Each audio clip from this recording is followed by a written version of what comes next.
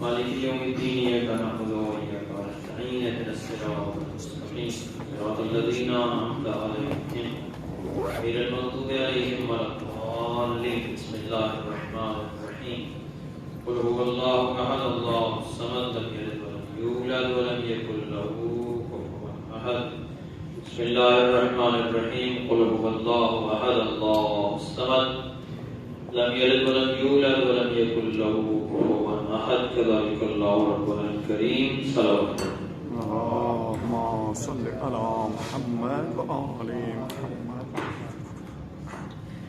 أعوذ بالله من الشيطان الرجيم بسم الله الرحمن الرحيم الحمد لله الذي دل على وجوب وجوده افتقار الممكنات وعلى قدرته وعلمه إحكام المصنوعات المتعالي عن مشابهة الجسمانيات المنزه بجلاله عن مناسبة الناقصات نحمده حمدا يملأ أقطار الأرض والسماوات والصلاة والسلام على نبيه صاحب الآيات والبينات سيدنا ومولانا أبي القاسم محمد اللهم صل على محمد وآل محمد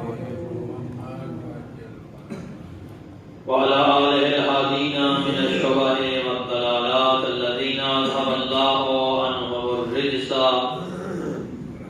وطهرهم تطهيرا. اللهم صل على محمد وآل والرحمة على محبيهم ومواليهم واللعنة على أعدائهم من يوم عداوتهم إلى يوم الدين ومن يوم الدين إلى أبد الآبدين.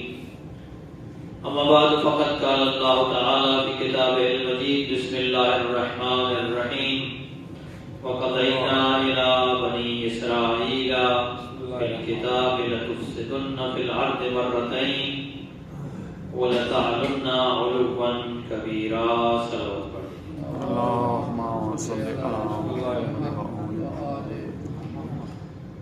سب سے پہلے دعا ہے بارگاہ رب العزت سے پروردگار عالم ملت مظلوم فلسطین کی مدد فرما، ملت مظلوم پاکستان بالخصوص شیعیان پارہ چنار کی مدد فرما. پروردگار عالم ہم سب کو آپس میں اتفاق و اتحاد عطا فرما. آخری وارث امام زمان کا جلد از جلد ظہور فرما. جملہ مرحوم مومنین و مومنات کی مغفرت فرما. شہداء کے درجات بلند فرما. صلوات پڑھیں. اللهم صل على محمد وآل محمد. گزشتہ جمعہ فلسطین اور اسرائیل کے موضوع پر کچھ عرائض پیش کیے تھے. چونکہ آج کا دور اس میں لوگ زیادہ تر سوشل میڈیا پر بیان کی گئی معلومات پر یقین کر لیتے ہیں اور ایسی معلومات بسا اوقات غلط فہمی پر بھی مبنی ہوتی ہیں. تو اس لیے یہ ضروری سمجھا کہ اس مسئلے کو سب سے پہلے اس کے تاریخی پس منظر میں بیان کیا جائے کہ یہ جو سرزمین ہے، جو فلسطین کی سرزمین ہے، اس سرزمین کے اصل باسی کون لوگ تھے، کون یہاں کے رہنے والے تھے. چونکہ یہودیت کے اندر سے اٹھنے والی تحریک سیونزم کا یہ دعویٰ ہے کہ یہ زمین ان کی ارض موعود ہے. ارض موعود کا مطلب یعنی یہ وہ زمین ہے جس کا ان کے ساتھ خدا نے وعدہ کیا ہے کہ اللہ نے یہ زمین ان کو دینی ہے. یہ ان کا کلیم ہے، ان کا دعویٰ ہے. اور دوسرا اس کے ساتھ وہ یہ بھی کہتے ہیں کہ یہاں پر ہم آباد تھے شروع سے، پھر یہاں سے ہمیں نکالا گیا، تو آپ واپس ہمیں اسی علاقے میں آباد ہونا ہے، اسی مقام پر اپنی حکومت قائم کرنی ہے. تو میں نے گزشتہ جمعہ عرض کیا تھا خود بائبل کے حوالے سے، کرسچین بائبل اور ہیبریو بائبل دونوں کے حوالے ریفرنسز میں نے پیش کیے، جن سے یہ معلوم ہوتا ہے کہ ارض کنعان ایک قدیم سرزمین تھی، اور یہاں پہ حضرت ابراہیم جب تشریف لائے تھے تو وہ بطور مہاجر آئے تھے۔ عراق کی سرزمین سے اور جو علاقہ ہے، بابل کا شہر، کالدیا کا شہر ہے اور، وہاں سے حضرت ابراہیم ہجرت کر کے ارض کنعان تشریف لے گئے تھے۔ پھر حضرت ابراہیم کے دو بیٹے تھے، ایک جناب اسماعیل اور ایک جناب اسحاق یا اسحاق، عربی میں اسے اسحاق پڑھا جاتا ہے، عبرانی لوگ اس کو اسحاق پڑھتے ہیں، بائبل والے اسحاق لکھتے ہیں۔ بہرحال لفظوں سے ہمیں جھگڑا نہیں ہے، مقصد صرف یہ ہے کہ خود بائبل کے مطابق ان کے دو بیٹے تھے اور دونوں بیٹوں کی اولادیں اس علاقے میں آباد ہوئی۔ بائبل کا بیان ریکارڈ پر آج بھی موجود ہے کہ وہ لکھتے ہیں کہ خود جناب اسماعیل کی اولاد بھی اسی علاقے میں آباد ہوئی۔ میں یہاں پہ اسلامی نقطہ نظر فی الحال بیان نہیں کر رہا، خود بائبل کے حوالے سے بات کر رہا ہوں کہ ان کے خیال میں اسماعیلی جو کہ عرب کہلاتے تھے وہ بھی اس علاقے میں آباد ہوئے۔ تو یہ میں عرض کرتا ہوں، یہاں پہ وہ ریفرنس آپ کو پڑھ کے سناتا ہوں، تورات کے باب 25 میں آیا ہے، اور اسماعیل کی کل عمر 137 برس ہوئی، تب اس نے دم چھوڑا اور وفات پائی، اپنے لوگوں سے جا ملا، اور اس کی اولاد حبیلہ سے شور تک جو مصر کے سامنے اس راستہ پر ہے جس سے آسور کو جاتے ہیں آباد تھی۔ یہ لوگ اپنے بھائیوں کے سامنے بسے ہوئے تھے۔ تورات کی کتاب پیدائش باب 25 آیت نمبر 18۔ تو یہاں خود تورات والے تسلیم کر رہے ہیں کہ بنی اسماعیل بھی یہاں پر آباد تھے۔ پھر حضرت اسحاق کے دو بیٹے تھے، ایک کا نام عیسو یا عیس لکھا گیا ہے اور دوسرے بیٹے کا نام حضرت یعقوب تھا، جن کا لقب اسرائیل تھا۔ جو بنی اسرائیل ہے، جو یہودی ہیں، وہ حضرت یعقوب کی اولاد ہیں، وہ سب کے سب اولاد اسرائیل کہلاتے ہیں۔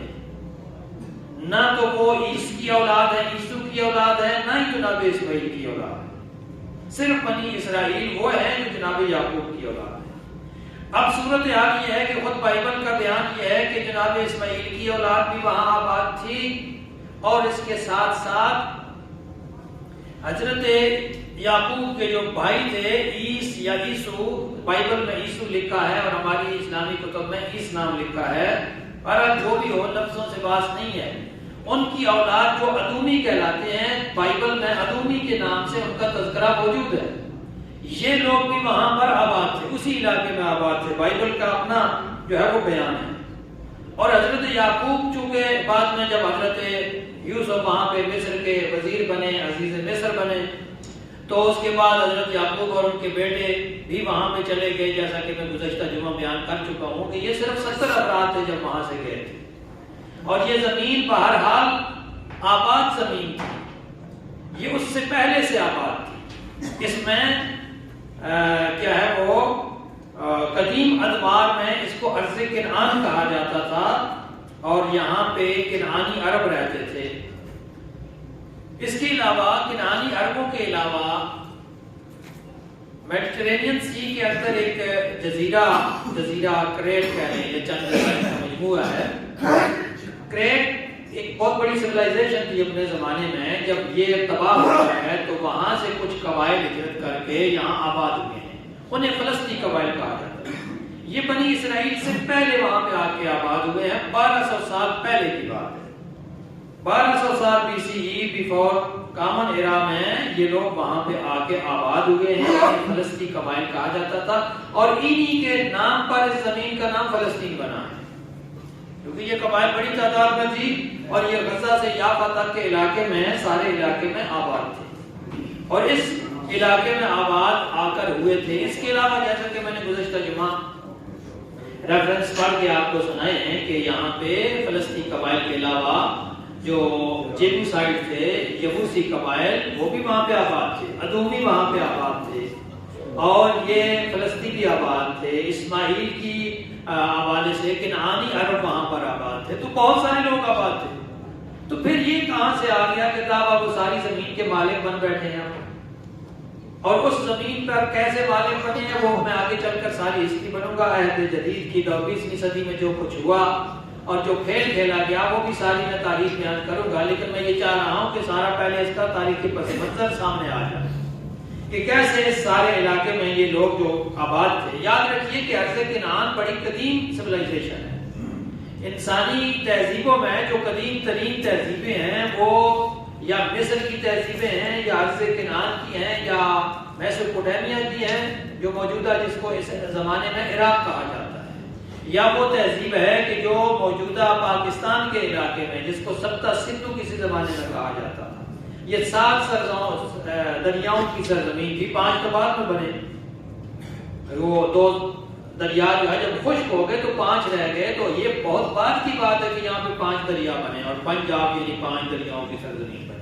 پرانی تاریخ میں یہ سبتا سندھو ہے، یعنی 7 دریا یہاں پہ بہتے تھے۔ یہ دنیا کی قدیم ترین تہذیبوں میں، اور اس وقت بھی حال کے زمانے تک محققین کے اتفاق ہے کہ اس وقت تک جو سب سے قدیم تہذیب دریافت ہوئی ہے وہ بہر گڑھ کی تہذیب ہے، جو موجودہ بلوچستان میں علاقہ آتا ہے، وہ سب سے قدیم ہے۔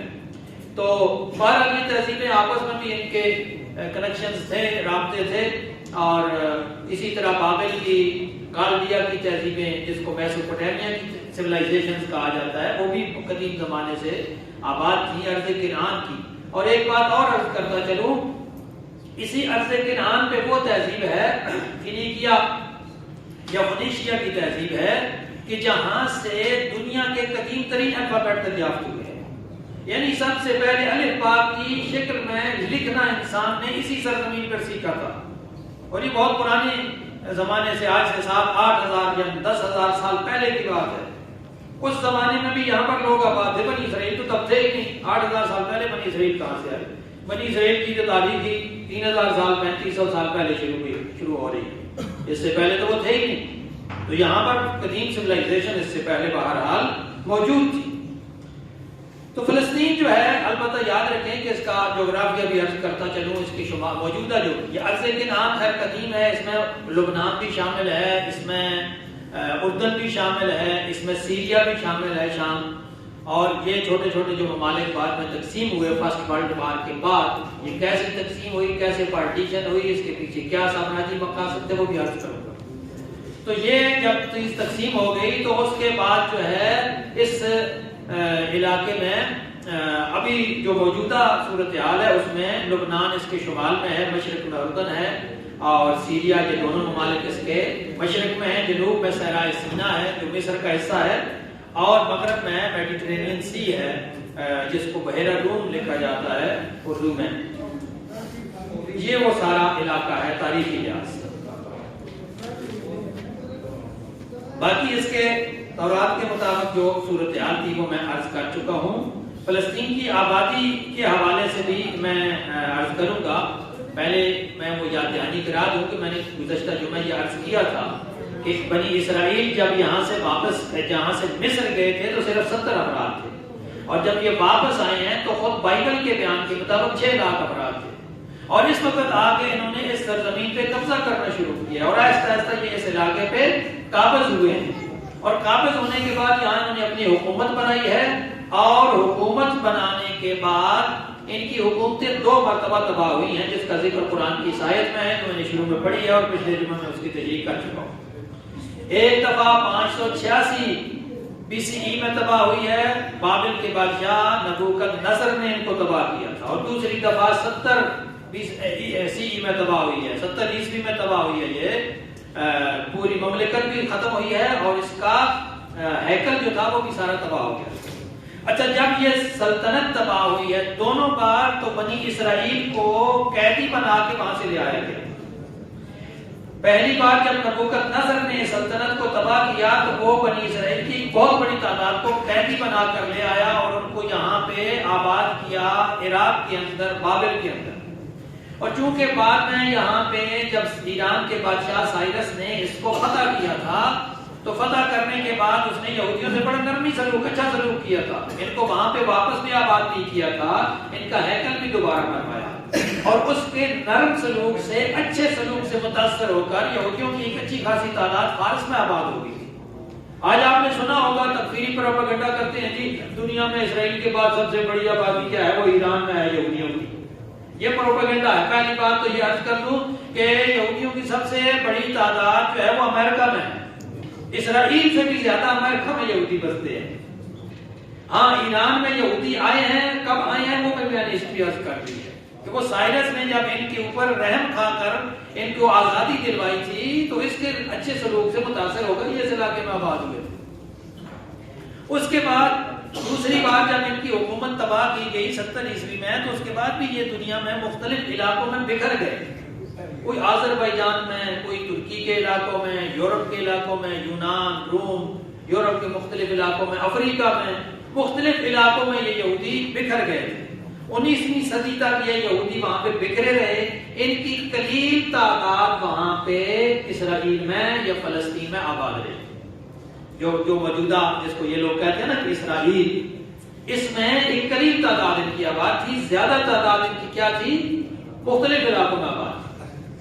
70 عیسوی کے بعد آپ اندازہ لگائیں کہ 1917 میں آ کر انگلینڈ کا وزیر اعظم، وزیر خارجہ بلفور، وہ ان کے بہت بڑا ان کا ایک لیڈر تھا لارڈ روتشیلڈ، اس کے ساتھ یہ وعدہ کرتا ہے کہ ہم اس علاقے میں فلسطین کا، یہودیوں کا ایک قومی وطن بنائیں گے، یہودیوں کا قومی وطن یعنی ایک مذہبی ملک بنائیں گے۔ حالانکہ یہ وہ زمانہ تھا کہ جب مذہبی ملکوں کا سفر ختم ہو چکا تھا، یورپ کے اندر، امریکہ کے اندر اسٹیٹ اور مذہب ایک دوسرے سے الگ قرار دیے جا چکے تھے، اور یہ فیصلہ ہو چکا تھا کہ مذہب کو اپنے خانگی معاملات تک محدود رکھا جائے گا اور ریاست کے معاملات سے مذہب کو الگ تھلگ رکھا جائے گا۔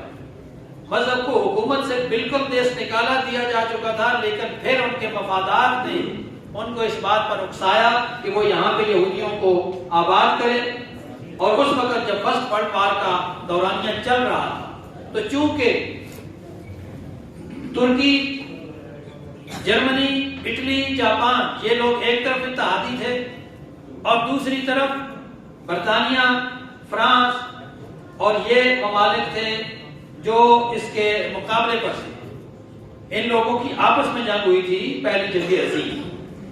برطانیہ یہ چاہتا تھا کہ کسی طریقے سے امریکہ کو بھی اس جنگ میں گھسیٹ لے، اور چونکہ امریکہ میں یہودیوں کی ایک بہت بڑی تعداد بستی تھی، لہٰذا اس نے یہودیوں کے دل جیتنے کے لیے یہ اعلان کیا تھا کہ مگر میں نے یہودیوں کے دل جیت لیے تو سمجھے امریکن اسٹیٹ کا دل میں نے جیت لیا اور امریکہ بھی اس جنگ میں شامل ہو جائے۔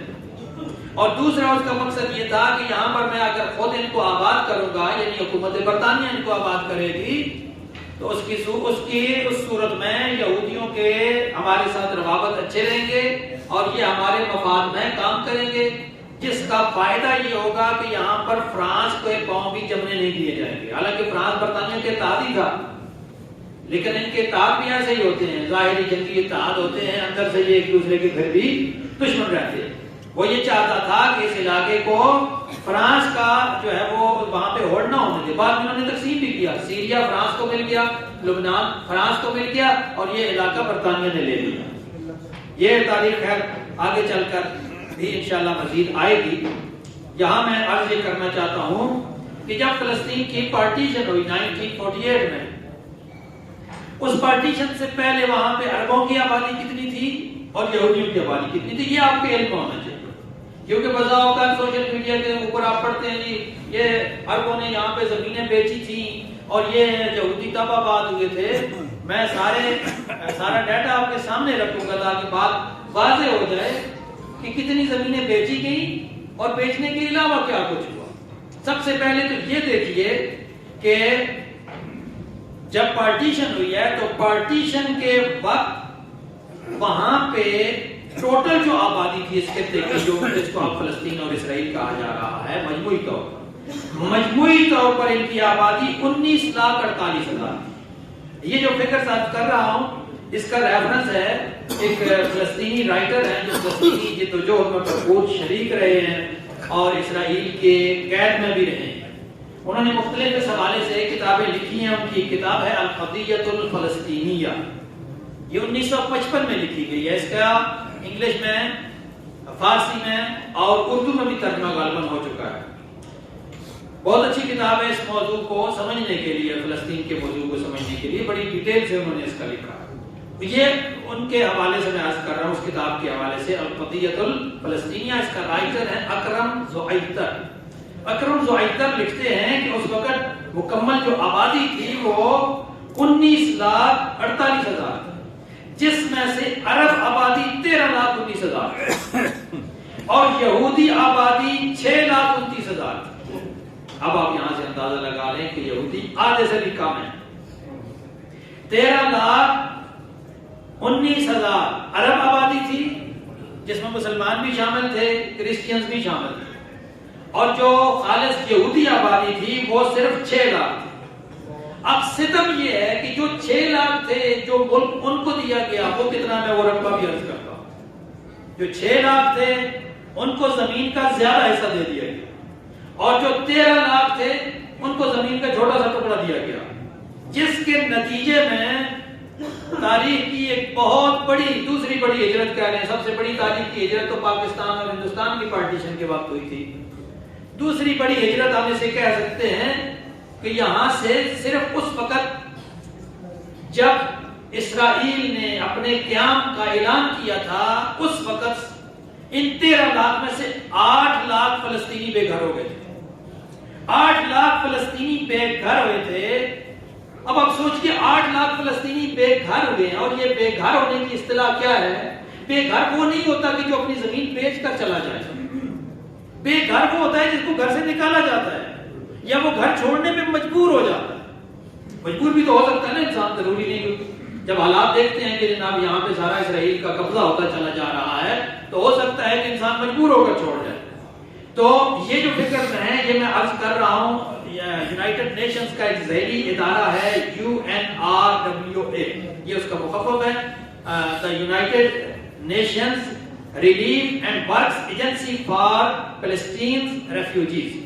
فلسطینی مہاجرین کے لیے جو مخصوص ادارہ بنایا گیا ہے، اس ادارے کے لیے فگرز ہیں کہ 8 لاکھ فلسطینیوں کو اس وقت وہاں سے جلا وطن ہونا پڑا. تو کہاں کے جناب خرید و فروخت، یہ محض پروپیگنڈا ہے کہ یہودیوں نے آگے وہاں پہ زمینیں خریدی تھیں اور عرب اس ٹائم بیچتے رہے. کہاں سے بیچتے رہے؟ قبضہ کیا گیا. خرید و فروخت وہی ہے، لیکن وہ کتنی، وہ آگے چل کے میں عرض کروں گا، اس کی بھی ایک خاص مقدار ہے. لیکن اس سے پہلے میں رقبہ عرض کر دینا چاہتا ہوں. فلسطین کا جو رقبہ 1967 کی عرب اسرائیل جنگ سے پہلے تھا وہ 20,770 مربع کلومیٹر، 20,770 مربع کلومیٹر مکمل رقبہ اسرائیل کا تھا 1967 کی عرب اسرائیل جنگ سے پہلے. اور اس جنگ کے بعد اسرائیل نے مشرقی یروشلم پہ بھی قبضہ کر لیا، حالانکہ یروشلم پہلے فلسطین کا حصہ تھا.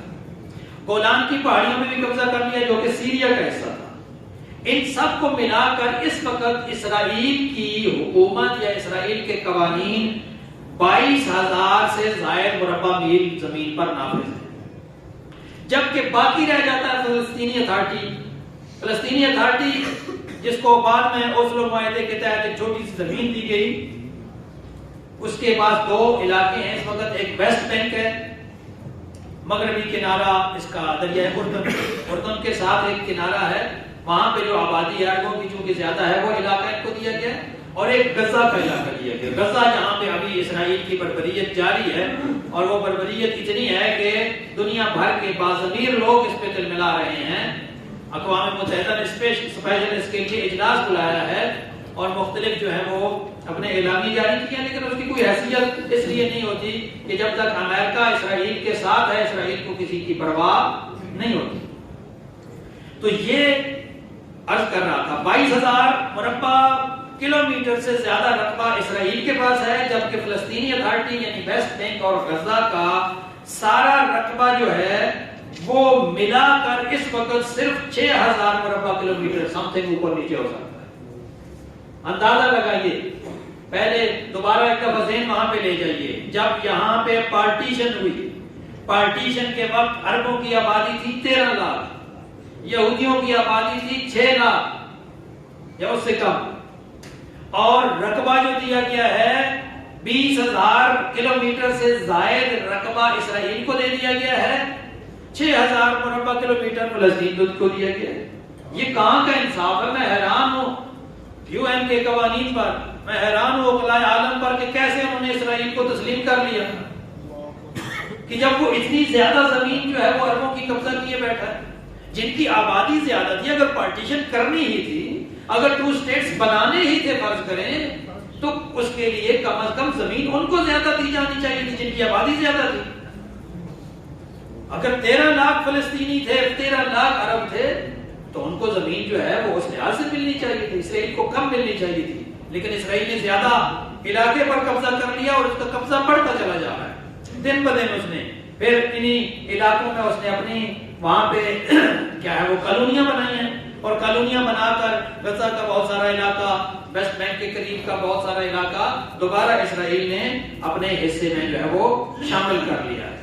تو یہ سارے فگرز میں آپ کی خدمت میں عرض کر چکا ہوں، مختلف مقامات سے میں نے حاصل کیے ہیں، کچھ تو کتاب میں نے عرض کی القضیۃ الفلسطینیہ، اور کچھ کیا ہے وہ UNRWA جو یونائٹڈ نیشنز کا ذیلی ادارہ ہے، ان کی ویب سائٹ سے میں نے یہ کیا ہے وہ اعداد و شمار حاصل کیے ہیں۔ اس کے مطابق اب یہ ساری صورتحال اگر آپ سامنے رکھیں تو اس کے بعد جو ہے وہ واضح ہو جاتا ہے کہ یہاں پر کتنا بڑا ستم ہوا ہے اور کتنا بڑا ظلم ہوا ہے۔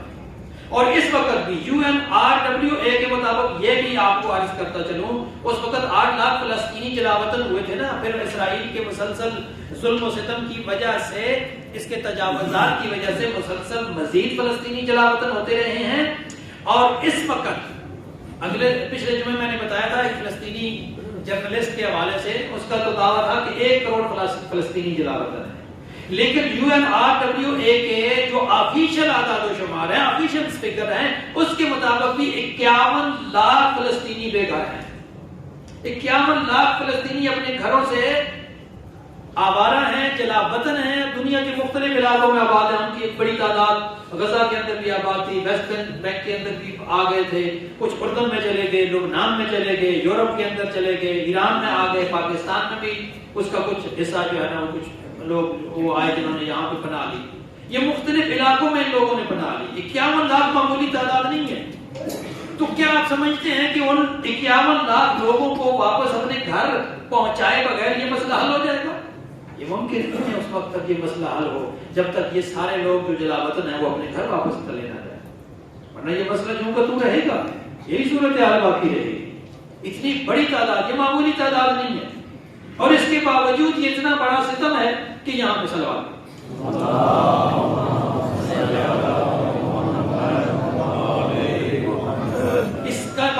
اس کے باوجود اتنا بڑا ستم ہے کہ اس وقت بھی اسرائیل بطور ایک ملک، بطور ایک اسٹیٹ، بطور ایک کنٹری UN کا ممبر ہے، یونائٹڈ نیشنز کا، اقوام متحدہ کا ممبر ہے اسرائیل، لیکن فلسطین نام کا کوئی ملک دنیا کے نقشے میں موجود ہی نہیں ہے۔ یہ جو ہم فلسطین کا نام لیتے ہیں اس کو فلسطینی اتھارٹی کہا جاتا ہے، یعنی اس کے پاس نہ تو اپنی کرنسی ہے، نہ اس کے پاس اپنی فوج ہے، نہ اس کے پاس اپنی خارجہ پالیسی ہے۔ اگرچہ سازمان ملل نے جو فلسطین لبریشن آرگنائزیشن ہے اس کو PLO کو حیثیت رسمی دی ہوئی ہے، لیکن ایک ملک کی حیثیت سے نہیں، ایک تنظیم کی حیثیت سے، وہ ایک تنظیم کی حیثیت سے اس کی ممبر ہے UN کی، لیکن وہ اسرائیل جو ہے اس کا باقاعدہ ممبر ہے ایک اسٹیٹ کے طور پر، اور یہاں جو ہے وہ اس کو اسٹیٹ کا درجہ یہ بھی تک حاصل نہیں ہو سکتا۔ جو زیادہ تعداد میں تھے، جو وہاں پہ آباد تھے، جو نسلوں سے، جو صدیوں سے آباد تھے، ان کو ابھی تک وہاں پہ ملک کے طور پر آباد ہونے کا موقع نہیں دیا گیا۔ اس لیے میں کہتا ہوں یاد رکھیے یہ مسئلہ صرف قبلہ اول کا نہیں ہے۔ کچھ جذباتی لوگ صرف نعرہ لگاتے ہیں قبلہ اول، ٹھیک ہے قبلہ اول کا مسئلہ ہے، لیکن وہ مسئلے کی ایک جز ہے، کل نہیں ہے۔ کلی طور پر دیکھا جائے تو یہ ایک انسانی المیہ ہے، انسانی مسئلہ ہے۔